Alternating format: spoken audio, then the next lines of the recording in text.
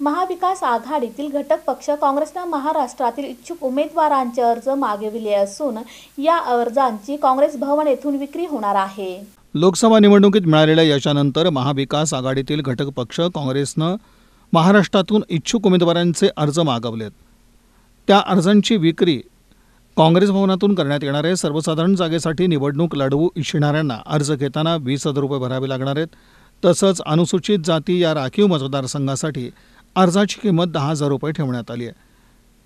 काँग्रेस शहराध्यक्ष चेतन नरोटे यांनी याबाबत माहिती दिली। येणारी जे विधानसभा आहे 288 जागेवर काँग्रेस पक्षाने शहर व जिल्ह्यामध्ये जे उमेदवार इच्छुक आहेत अशा उमेदवारांची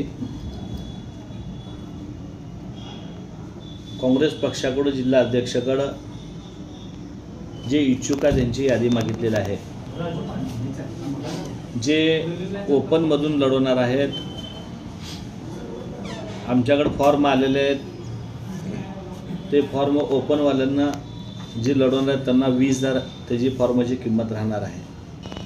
आणि जे SC कॅन्डिडेट आहेत, जे SC मतदारसंघ आहे त्या मतदारसंघामध्ये 10,000 रुपये हे फॉर्म विकत आपल्याला मिळणार आहेत।